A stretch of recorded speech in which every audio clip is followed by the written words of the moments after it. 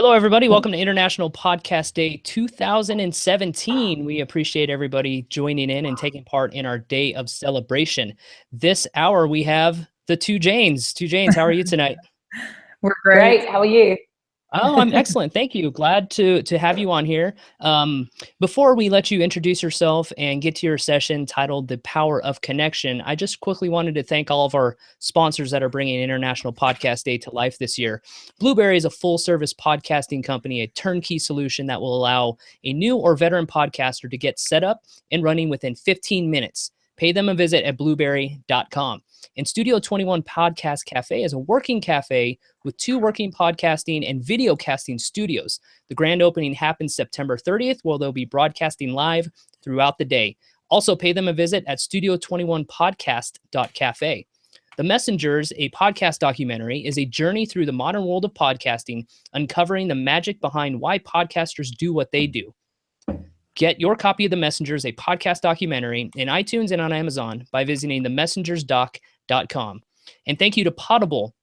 Are you looking for your next favorite podcast? Potable revolutionizes podcast discovery by providing podcast recommendations tailored to you.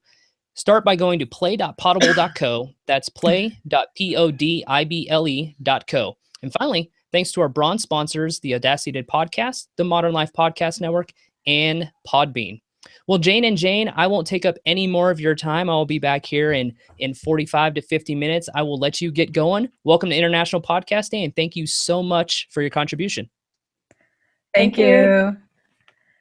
All right, you want to go ahead first, Jane?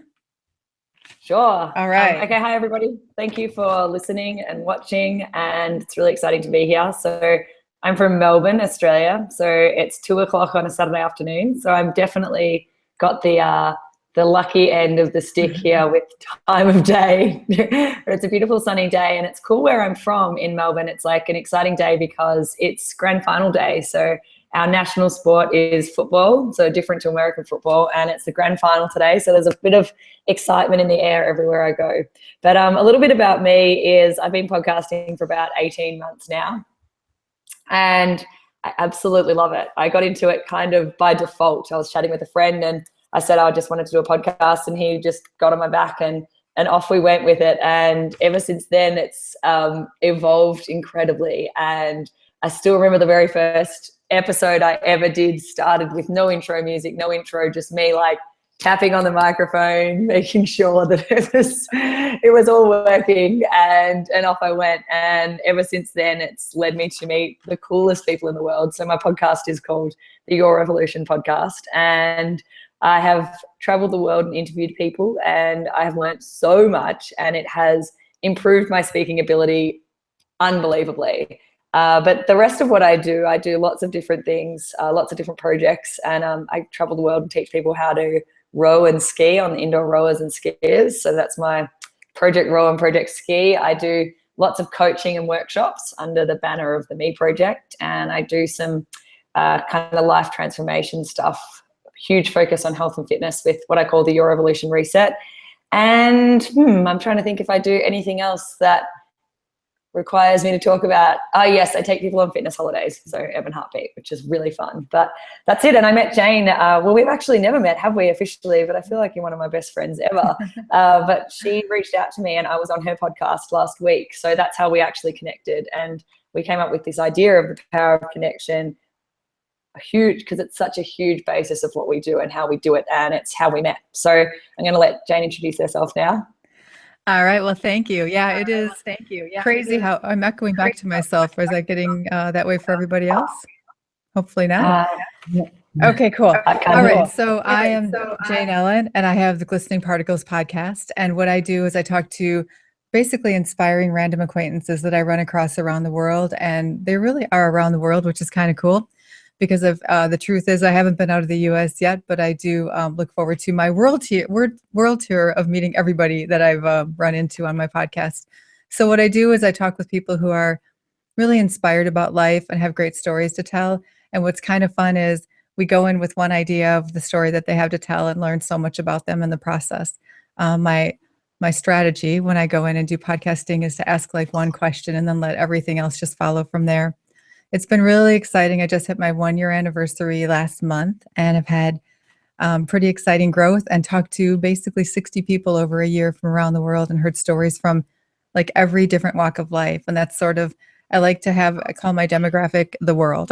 So I don't want to hone in on any specific thing. And I find people all over the place through word of mouth and that, and just love doing it. And it's amazing to me how close I can feel to people in a 1-hour conversation when I've never met them before. Like Jane was right. Like I feel like we're, long lost soul sisters with the same name, not the same birth date, which we confirmed on our podcast, but we do have a lot of odd similarities, even though we're completely different lives, which is so cool. So that's what I do. I talk with people. When I'm not doing that, I have sort of an IT background. I work in corporate America. I have a couple kids, couple sons, and they all keep me really busy. But this is my passion for sure. So we had a really fun idea of how we could talk about the power of connection today, because we do feel, both of us, as though you can have that kind of connection without even meeting someone in person. And I always think about the listeners out there and how connected they're feeling to the guest, because that's really what we're here to do. And so we had this fun idea that we would interview each other about that topic, so you could see kind of our different interviewing styles and how you can delve into those questions and connect in different ways. So do you want to go first, or should I go first? And I don't know which first. I think you should. All right. You should definitely. Well, it was really funny because we both, Jane and I, both are usually leaders in our podcasts, and so we knew that it would be really difficult to manage having two leaders actually have a conversation. So we decided to flip back and forward between who was leading. But I think it definitely works with you asking me questions first.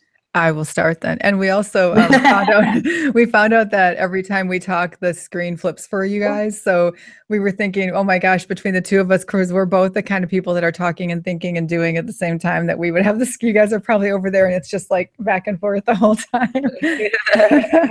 Hopefully it's not. All right. I'm very quiet. All right. Are you ready for your first question? I'm ready. Okay. Ready. So, okay. I was wondering why connections are so important in life. Well, it's amazing, because I didn't realize probably until the last 6 months how much of a core value connecting with people actually was for me. And I really started to become aware of it when I realized how it felt not to be connected. So if I was traveling or meeting new people or something, and I realized that as soon as I meet somebody, I want to know their story. I want to know where they've come from, and I want to try and find similarities. And I've been doing it my entire life. And I did an episode a couple of weeks ago about, I've just gotten back from touring the US with my Project Row, and I was in Austin and catching Ubers everywhere. And I would get into the Uber, and I did a whole episode on the conversations that I had in Ubers. And the whole basis of that was to open your eyes to opportunity to connect with people every single day. And that in our world, we are so close to connection these days. We're so quick to, do things via email or social media or even phone. And we really do lock ourselves away, even though we're in this time, in this period of opportunity to connect with people all the time. And it just made me realize that it's absolutely one of the core needs of a human. And I'm obsessed with it. I get you. I mean, I'm the same way about the Ubers. Okay, I have so many good Uber stories. Yeah. I have to write a few about them. They're the best. I know. Right? Hey, wait. There's another vacation idea we could have. Like instead of the urban, retreats, we could have like Uber retreats. We just go to cities and take Ubers all over. Do it. Yes. Stimulate the economy. I know, right? So I was wondering, what is your technique when you do have a new guest on the show? How do you go about connecting with them? Is there anything specific you do, or is it sort of just organic each time?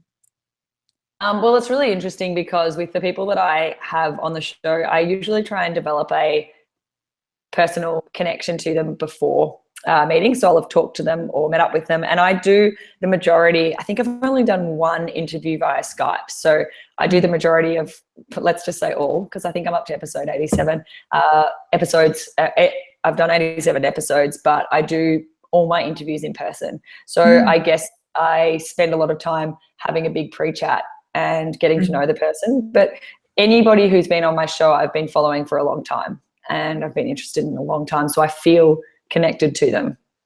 already. That's interesting because we're actually like completely the opposite then, because almost all of my interviews are over Skype, and I've half the time never talked to them until I get on a call, which is kind of like, it's kind of my favorite part. It's like a game, like, oh, what kind of little nugget is going to come out of this conversation? So yeah, I kind of like and doing it that. Definitely. And it's interesting because a lot of the time it works better that way. If somebody has no idea which direction you want to take the conversation, it ends up being a really, like, you use the word organic, and it's an organic conversation. And I think that in the past, I've definitely had guests who have asked for the questions beforehand. And it's not that I'm disorganized, but I usually have an intention for an episode rather than a list of questions. So I know what the core of what I'm trying to deliver is, and I take it where the conversation goes. And so whenever people have asked for questions, I've given them questions, but then you can tell that they're almost rehearsing it in their head. I know. Even like us today, it was almost like we said, okay, don't tell me what we're going to talk about. Let's just sort of let it go. So, you know, and you said the intention of the meeting or the conversation. I think that is so key, that you go in knowing what you want to pull forward from it. Totally. It's interesting because, I love that. Yeah, my boyfriend Jake gave me that advice. I sat down with him in January, and before we'd ever gotten together, and he was just helping me with my business. And we sat down, and he said, look, your podcast is awesome. It's really fun. It's really interesting, but it's almost like you don't have a clear intention when you go into it. And it's almost like when you write something, like if you think about a book or any kind of written thing, it's you want to tie up the loose end that you've opened at the start. And so it comes full circle. And so who's listening or reading actually has this sense of closure and fulfillment with the interaction. And so with every episode I have an intention. I'm like, in my head, I know, and it's written down in front of me, why is this person on my podcast? Why is it important for my audience to connect with this person? And why is it important then that the audience go out and connect better to their world? So it all actually, my whole podcast actually rests on this theme of connection. That's so cool. Oh, you're way ahead of me. I just kind of go in and start asking questions. I should think a little bit more. Yeah, but you're an amazing interviewer. Like, you really are. Like, you're very in the moment. Yeah. No, I've learned a lot from you. Same thing. I can't wait till we get together for real. It's going to happen. We already have that. We have like all these reasons to do it so far. Ellen, you know, the CrossFit games, all that.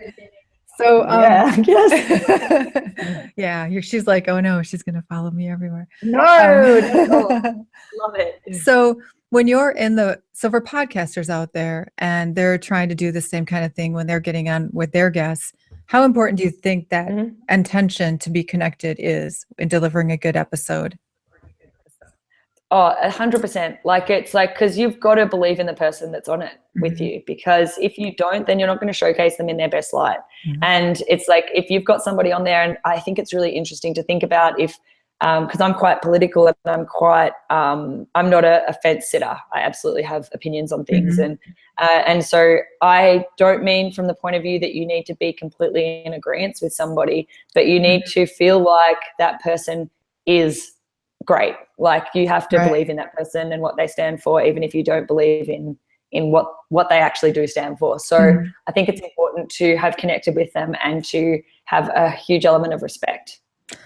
That's a really good perspective. You know, one of the things that in this next year of episodes, I want to look for is times where people do believe something really different from me, but I want to understand it. I want to, you know, I love that when I do run into somebody who has a really different belief about a lot of different things, and just to like go in at a even level and go, you know, I'm not here to fight with you. I want to understand. Those are my favorite. Totally. Those are my favorite. Yeah, and I think that that's a really great way for your audience to connect with you as well, because there's times in our life where you aren't going to agree with everybody. And what I always think is a huge core belief of mine is refugee rights and asylum seeker rights, because in Australia we have really strict laws on immigration and migration and stuff, and really, really, really poor treatment of people seeking asylum. And that's actually what motivated me to study law, is this. And it's one of my goals is to change everybody's mind. So anybody that actually disagrees with me on it, I actually want to, in a way, educate them to change their mind. So I'm more than happy to enter into discussion with people and find out why they believe what they believe, and not in order to bury them in any capacity, but in order to try and understand it in a way that then hopefully they walk away from the interaction with a little bit more perspective on it. I love that though, because then people on each side of the fence can get that perspective and hear it. Totally. You know, and that's what education. I know. And that's the most fun part of the podcast, is just bringing those stories that, you know, that through this ripple effect, other people are hearing them and it's impacting their life, and again and again and again, you know? Exactly. And one of my favorite things is when somebody writes to me after I've done an episode, whether I've interviewed somebody or I've done a solo show, and they've said, I felt like you were speaking to me. And I get it all the time. And that you probably do as well. And that makes me so excited, because somebody who's never met me before and is listening in their car on the way to work has felt like somebody gets them, and that they're not alone. That is the best. That's the best feeling. It really is, because it's like this perpetual connection, you know, when we're going to get into that near the end. We're going to talk about that. All right. So I think that covers my sort of planned 4 questions for you. So now we're going to flip the script, and you are going to ask me some questions. Okay. Well, it's really funny because when Jane and I were discussing this, I just love that we have the same name as well. It's hilarious. I know. But when we were discussing this, we were talking about kind of how broad this theme of connection is. Like, it's on an emotional level, it's on an intellectual level, and it's also on a really practical level. So one of the things that you do really well, absolutely, is finding guests and connecting with them, and creating the podcast kind of from the practical way as well as the emotional and intellectual way. So I want to know how you actually find your guests, like, on your show. Yeah, I have a lot of strategies. Most of them involve some form of stalking. So let's start with that. So I got lucky at the very beginning. I had this really great connection of people around the world, actually through a virtual tool. So it was something called the Oasis, where we talked about wisdom and philosophy and things like that.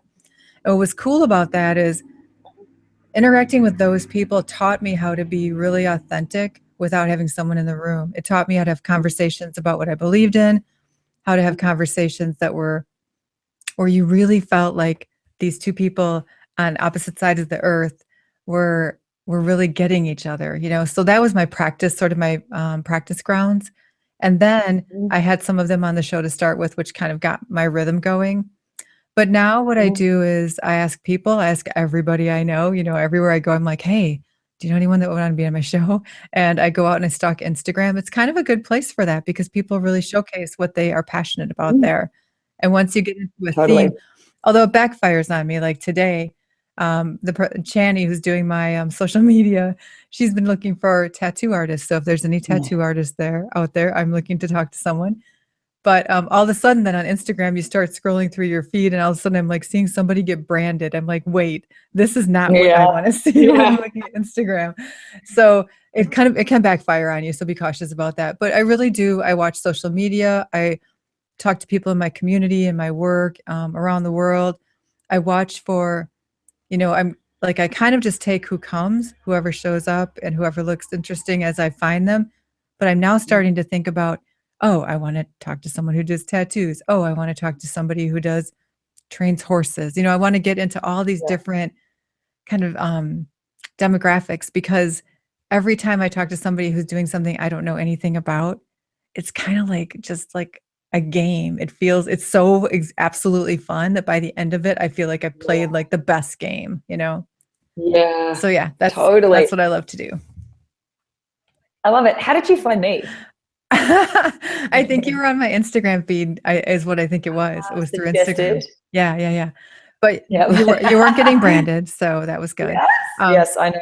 But I follow a lot of fitness people on Instagram, so I think that was probably how it showed up. And right away, like, I started listening to your podcast, and I love your energy. The thing about you, and anyone who listens would find this, is that you are absolutely who you are right now on this screen. And every time we talk, and in your podcast, and when you're out training people, and when you're doing, you know, Project Row and Ski, same person. And it's a great person. You're a strong, authentic, vibrant, and I keep saying you have the best laugh. It just kills me. Oh, thank you. So, so funny. And then it was so weird that we were in San Francisco at the same time. So weird. Yeah. I know. So yeah, that's so funny. Yeah, you're one of my Instagram stocks for sure. That's the best. Well, what about have you had any, what's been the most unusual find for you? Yeah. So this was a really weird one. Again, trying to like branch out of my normal Midwest life of where, this is kind of what I know. On Instagram, I saw these two rappers from the UK, from London or the London area. And they were, from their stories, you could tell they had sort of like grown up with, less means. They were writing songs that were really about having a purpose in their life. Like their songs had a lot of meaning behind them. And they were these two brothers. So I reached out to them, had no idea if they'd say yes to me, like thinking, who's this crazy woman who wants to talk to us?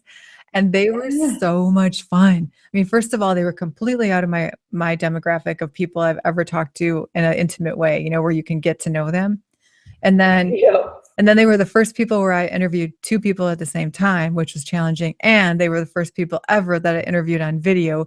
And they probably made me not want to do it on video again because they were screen capping my face doing all these contortions. And then they posted them on Instagram.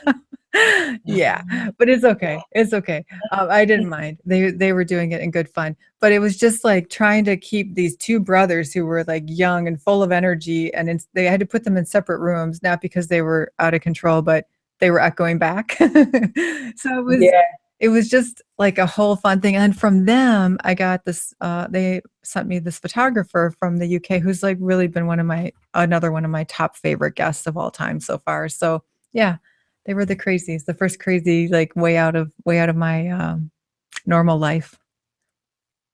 Awesome. And I want to know, like, I mean, I have my ways of doing it, but how do you engage with somebody that you've never actually met? And I mean, as we talked about before, I do nearly all of my episodes face to face. So Right. I have this real thing about how I respond very well to body language, energy, all this kind of like woo stuff. But it's like you do the majority of yours on Skype. So how then do you engage so wholeheartedly with them like you do?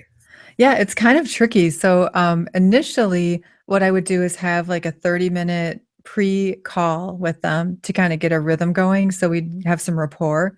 But what I found is I'd hear like half of their good stories in that 30 minutes, and then it was hard to rehear them authentically. So we'd miss these like really good golden nuggets, and I didn't want to miss that. Yeah. So then we changed it to we just get on the call and we start to talk. We use the logistics as sort of the way to get our rhythm. So I'll be like, oh, check your mic. Let's hear your sound. Here's what we do at the beginning. Here's what we'll do at the end. And I give them that. And as we're doing that, they're getting comfortable. So I'm just trying to get them in a place of comfortable. And, it's interesting how when you start talking to people and the whole purpose of talking to them is because you think they're amazing, how they light up. All right. So they just light up and they start sharing. And what's like really cool is how you start down one path and all of a sudden, as you like just patiently wait for them to open up, stories come out that you had no idea would happen. Like on this one recent one, the aerobatic, I get it wrong all the time. I think it's aerobatic, not acrobatic. He's a glider pilot. And at the very end, he had this story about this Trans Am in the desert. And it is the funniest story and would not have seen that coming. But part of it is just being like so patient with them and waiting for the stories to unfold. So I think I just naturally have an ability to put people at ease, and that works for me. The other thing I do is I don't record on video unless they really ask for it. So I'm not seeing any body language. So what you'll find is I had to really work on not interrupting people because body language is part of knowing when they're getting to the end of a thought. And yeah, so I have to sort of like tune in. And I really do. If you saw me when I'm actually recording, I'm just like practically have my eyes shut. I'm just like tuned completely into their voice. So, and it works. It works if you do it, Yeah. Yeah, that's so interesting. It's funny because I still remember about 12 months ago now, I had someone write to me on Instagram that I'd never met before. And he was like, I love your podcast. It's great, but you always interrupt people, basically. And I was like, no. I was like, damn it. I was like, I hate this guy. And then I was like, but he's right. This guy's been awesome. Right. He's like, highlight it for me. And it's really skill to develop because it would be even harder on Skype and via audio because it's exactly right. I watch people and I watch when they're actually wrapping up what they're doing. And it's like, and then I know to respond. But apart from that, it's like I find it really challenging. Like I'm very awkward on the phone.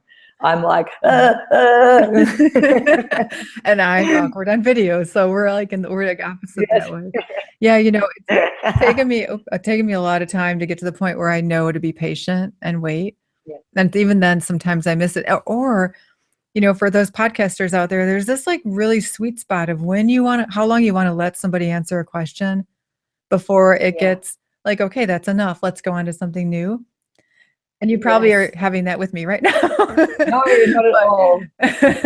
But that's the thing that happens. Like sometimes I'll want to wait it out to be patient for them to get to that point. But then I'm like, okay, yeah, we got it.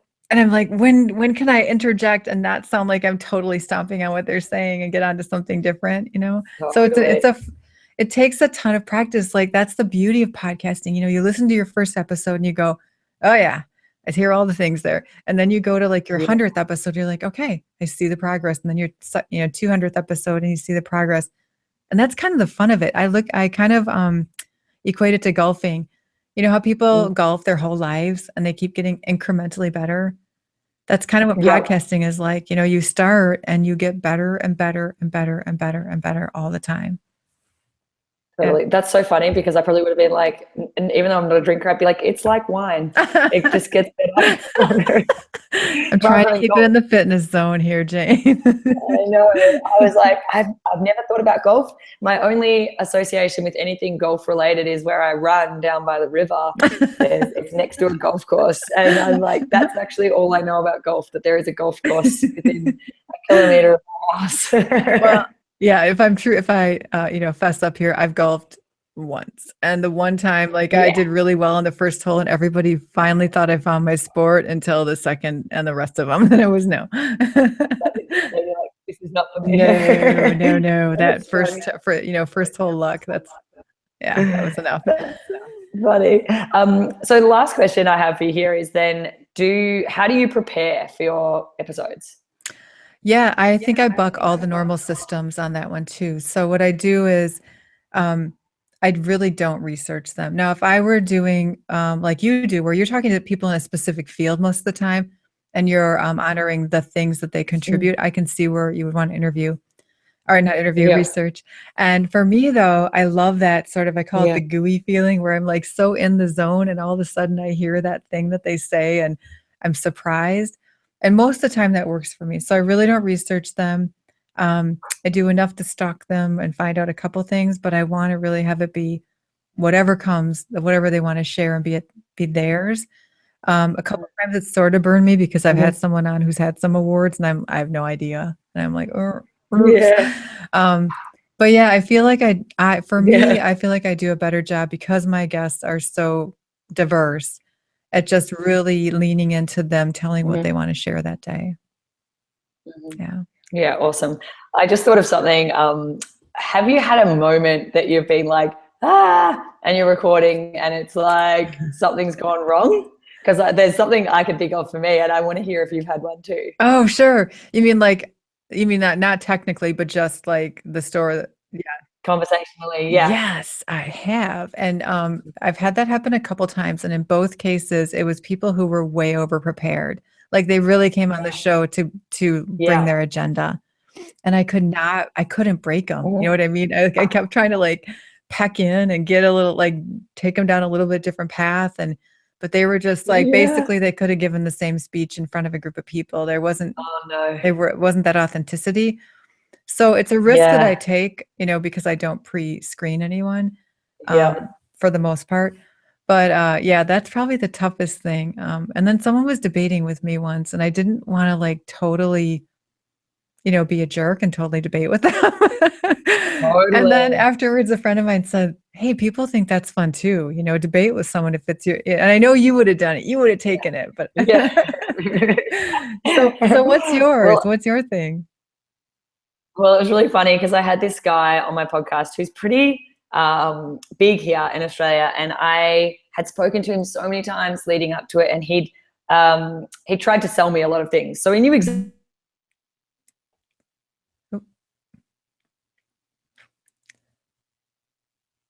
Okay, it looks frozen on my end. Are we good over there? I can't see what's going on. I see frozen. Yeah, just if Jane, if you can hear me, just refresh your. Jane, there's two. Yeah, I'm sorry. Yeah, Jane, that's frozen. Yeah. Jane, that's frozen. Okay, Jane from Australia, and we're Yes, both Jane. Jane E because we really wanted to overcomplicate it, complicate it for you as much as possible. Okay. So yeah. Yeah, she may have to just leave and then come back into the Hangout. All right. So I can jump ahead with a couple things that we're going to have at the end that are going to be a little bit more independent. Should I do Yeah, that? go for it. Absolutely. All right. So one of the things we want. Oh, you're back. You're back. Sorry. Sorry. All right. Hi. All right. My Yay. phone died. So that was planned. That was planned. We wanted to show the podcasters all the things that go wrong and how you can just like move right through those things and still have a good show. I know. Right? Yeah. It's so funny because I always say that my biggest weakness is technology. And it was funny because my boyfriend will always say to me, no, you just don't put enough effort into it. And it's always, he's like, you just need to put more effort into it because he knows. Oh no, you're freezing again. Please don't freeze again. Or I'll have to run this whole show by myself. Jake is on the show. Oh my God, I'm back. When we get to the latter part of our conversation and talk about the technology things, I think we have a few things to say. Yes, I feel like you'll be giving the advice. Yeah. Anyway, right. I don't know where we're up to in the conversation. Well, I can tell you because we're pros. So where we were at is you were telling your story of when somebody you went like on the show, and it was a guy who was really famous in Australia. Yeah. Okay. Yeah. And he called me Laura. He said, "Thank you, Laura." And he knew my name, but I had to get like every award he'd ever done perfect. And we sat there for half an hour going over it. And then he goes, "Thanks for that introduction, Laura." And I was like, "Gosh." I was like, who the hell is Laura? And so I obviously had to edit it out, but I was like, oh my God. Like, I just said, hello and welcome to this episode of the Your Evolution podcast. My name's Jane Erbacher. Like, I'm not Laura. No, Laura. It's on the name thing early on, like in my first 5 shows, I had a guy on whose name was Jonas, but it's spelled Jonas. And I'm not smart enough at that point to think about that. So through the whole episode, I called him Jonas. And I had to edit it all out and re-record over it. Oh, that's got to be one of the worst things to have to edit. Right. As well, it was tough. And all the way through. Yeah. So number one question I ask people before we start the recording is, could you please pronounce your name for me? Thank you. Yeah. That is so important. But that's the thing that I love about podcasting. You can start and know so little, and then you just like exponentially learn every time and you're good. You know what I mean? Totally. I love that. And you can start and know so much and exponentially learn. Yeah. Like, it's like I've had people on the podcast. Like, I had this guy on my podcast. I've had him on, I was going to say twice, but no, it was just one really great way. And I'd been training him for 4 years, and he's on the radio here in Australia and on TV. He's like incredible. And his name's Hamish Blake. And I like that one.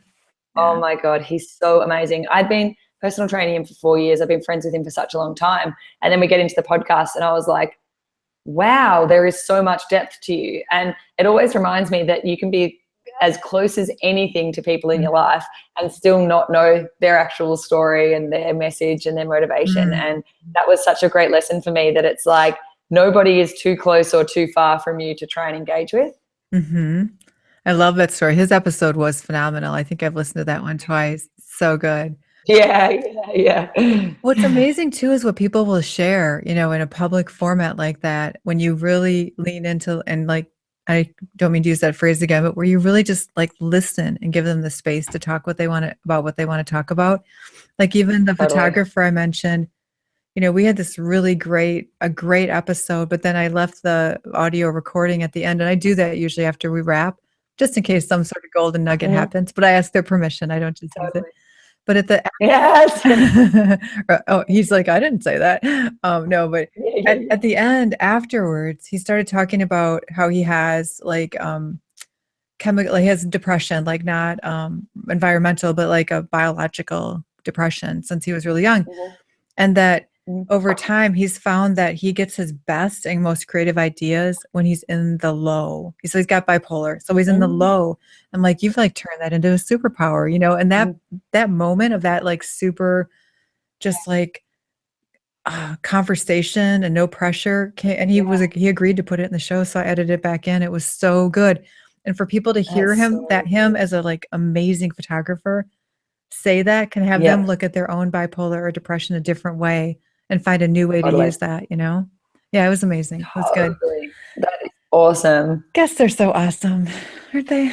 I know, so good. So we were gonna finish off with kind of more of our advice, like our advice for anybody who's thinking about starting a podcast or in the early stages. I think that if you look it up, I think 8 is the average number of episodes people will create before giving up or something on the podcast. I heard 7, so you're more optimistic than me. So yeah, 7. Yes. Yeah. And so it's like a lot of people get to that and they realize that, you know, each week it is a lot of work and it's hard to find the time. And I know you work a full-time job as well and have kids and everything. And it's like, and this is your secondary thing. And it's like, it's really difficult to fit it in to what you do. And so we kind of wanted to give a little bit of advice on how to keep going, how to persevere. And you do some really great work with coaching people who are podcasting and looking to podcast and stuff, which is really cool. And people can definitely ask you for some advice. But I guess something I really find really important for me is that I need to be able to translate my message regardless of the medium. So whether I'm on podcast and or I'm interviewing somebody or I'm on social media, I think that and I guess this comes back to the whole intention thing. I have to have a very clear intention with my communication despite the medium. So when I'm on my podcast, I'm very clear in what my intention is. When I'm on social media, I'm very clear what my intention is. And I think that this is a part of podcasting that's extremely underrated. And I kind of look at it, if I'm looking at the umbrella of connection, it's the connection to yourself and your message, and it's then how to actually communicate that. So I would say that's one of the most important things that you can learn how to do effectively. Well, and you're doing a lot of that, right? Your social media engine is phenomenal, and the way that you've had this consistency for so long. How did you get that, and what do you think it is that got you to that point? Yeah, well, it's really interesting because at the start of the year, I had 1,000 followers and I just was not sure. That's a really interesting question because I was just not sure how to communicate via social media. I felt a real disconnect with it. And I was very, very averse to using it for business because I was like, it's not genuine, it's not authentic, all these different things. And so the way that I was posting and communicating on it wasn't. And then what I started to actually realize is that social media is an extension to how we are in everyday life and how we are, whether we use it for business or personal. And what I do with my business is extremely personal because it's me. It's everything that I do, every offering I have is me and my personality and my energy. And so I started to realize that social media and Instagram in particular, I definitely use Instagram the most, is an absolute extension of me. So everything I post is my life and it's my message. But one of the huge ways that I've actually grown my Instagram this year, I'm just over 7,000 followers, but what I'm more interested in is the actual engagement I get, people writing to me, commenting and actually, you know, wanting to meet me and listen to the podcast and stuff, and has been from me engaging with other people's lives. So a lot of people I talk to, and I do a lot of work in coaching people how to use Instagram for business, but a lot of people think that they have to curate the most perfect post in order to gain followers. But what you need to do is you need to reach out to the people that you're interested in and engage with them on their life rather than jamming down the throat of all of your viewers what your message is. And I liken it to walking into a room, and if somebody walks into the room and they're just like, look at me, you know, me, you know, this is what my life is, waving their flags around, you're like, I don't want to be friends with that guy. But it's like, that's what we expect social media to actually represent, as if like, here, I'm just putting my stuff out into the world. Why is nobody receiving it? And it's like, you want to walk into a room in real life and ask people questions, ask how they are, listen to how they are, ask why they're doing something, ask where they're going, ask where they've been. And that's what social media is. And that's what I feel is the power of social media, particularly in terms of connection. And so that's what I teach people. It's less about what you post and it's more about how you engage with what other people post. So by that, do you mean you're going out to other people's sites and doing more questioning and posting? And okay, that's good. Totally. I did not know that. Totally. Yeah. So there you go. Yeah. It's the absolute. So I look at who the kinds of people are that I think would be interested in my message, and not in a like, I mean, I guess it's not creepy anyway, but it's like anybody who I think would gain value from a relationship with me. And I look at their pictures and I comment on it, just kind of like what you do, and you do it organically. But from a business point of view, it's extremely valuable, and it's such an incredible medium for business because people are there and they're making themselves vulnerable by being there.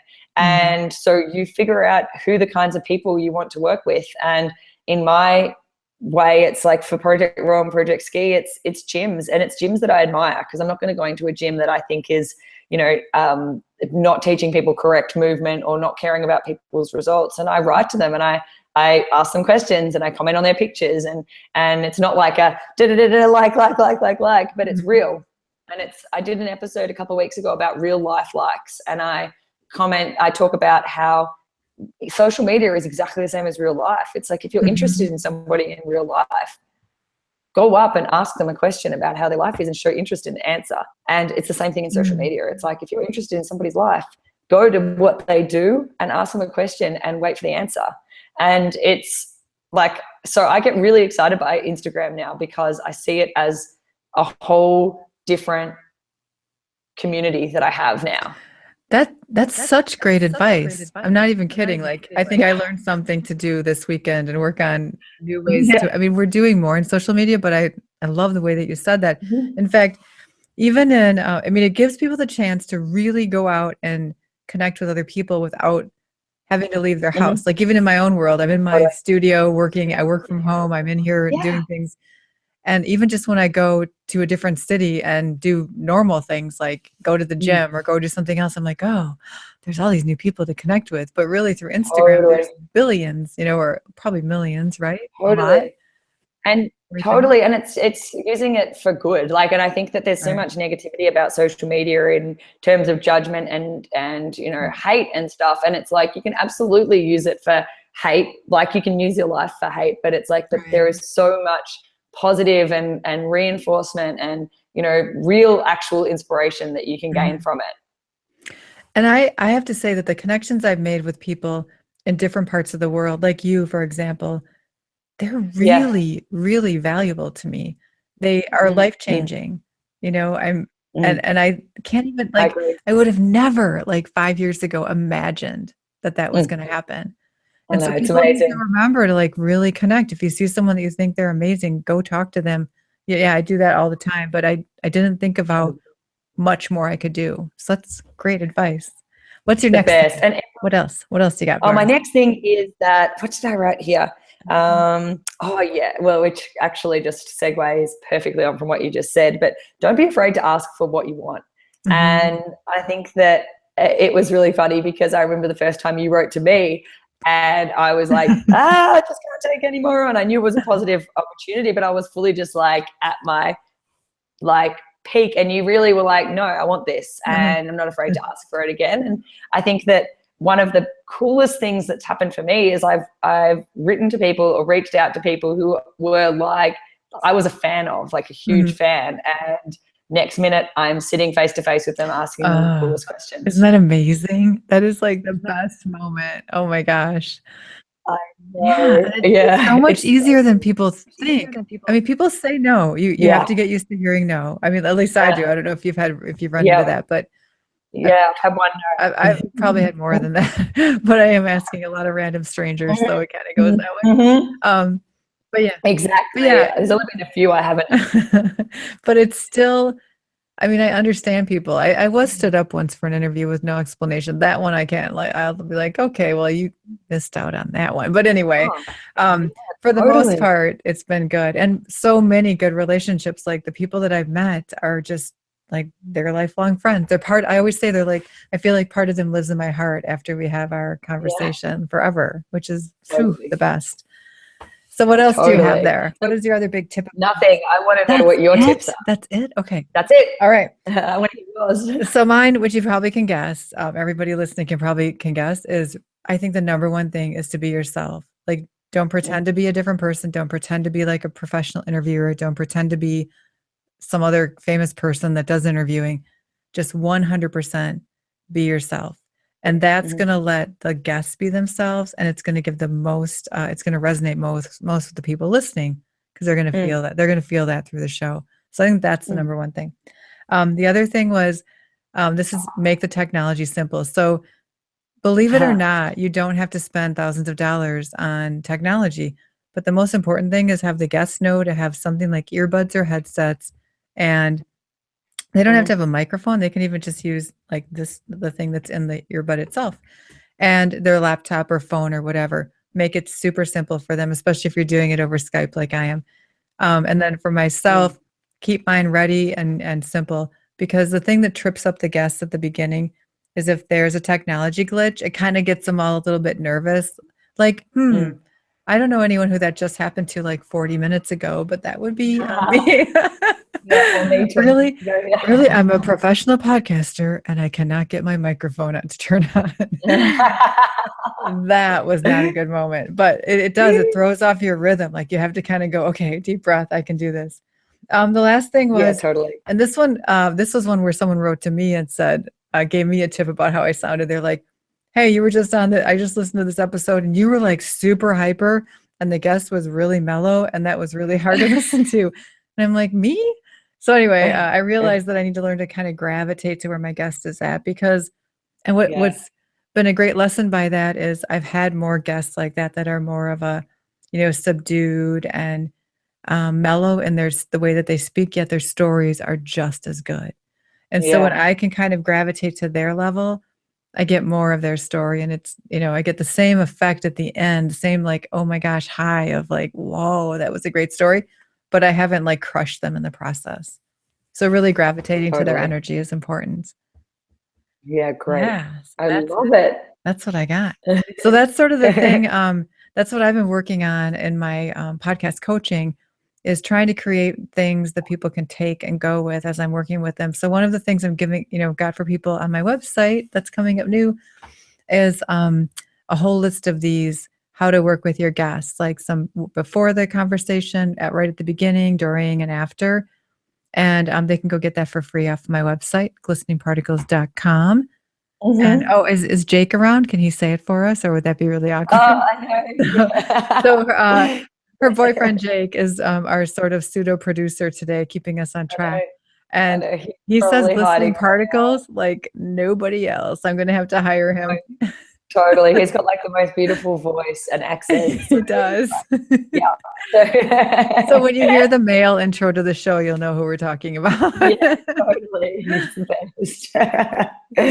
So what's coming up new with you, and where can they find you? Well, it's really funny. Totally. Well, we're in the process of finalizing my new website, which is janeerbacher.com, and Jake is my boyfriend, and he's also he actually creates systems for small businesses. So he really kind of cleans up lots of small businesses. And so I'm extremely, and big businesses actually, but I'm extremely lucky because he builds on my website and does absolutely everything for me. But we are not live yet, I don't think, with the website, which is hilarious considering my whole issue with technology. And but I think the best place to find me, I mean, still got my original website, which is www.the-me-project.com.au. And but the best place to find me is Instagram, because and I'm jane.erbacher on Instagram, and that's what I wanted to give everybody today, is a 30-minute using Instagram for business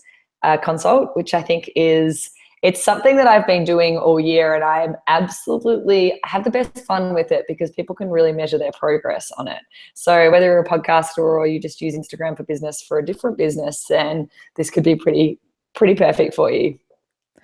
Very phenomenal. 30 minutes. I think I want to sign up for that. Do I get one of those, or did I already use up enough of my minutes?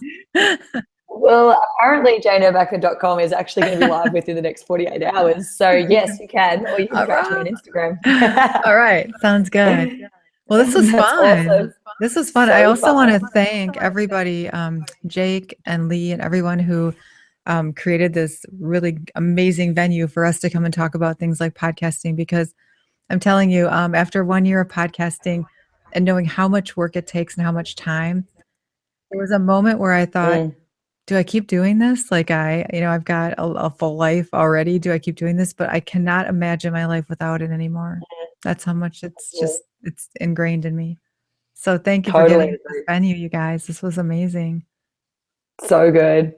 Do you think they Yeah. want us to finish? Do you want us to finish, or would you like us to talk for another 23 hours? We truly appreciate your, it was so entertaining. You ladies did not disappoint. You said there was going to be some laughs, there was going to be some energy, and we truly appreciate both of you coming and joining it. Opposite spectrums of the world right now, and we're coming together. We're celebrating power of podcasting, the power of connection that you ladies both just hit on. So many great tips. We can't thank you enough for representing yourselves, your podcast, your region in which you live. So thank you so much for joining the International Podcast Day event. Thank you for having us. Thank you so much. Bye. Absolutely. All right, everybody, continue to use hashtag International Podcast Day, and happy International Podcast Day, everybody. Thank you. Bye. Bye.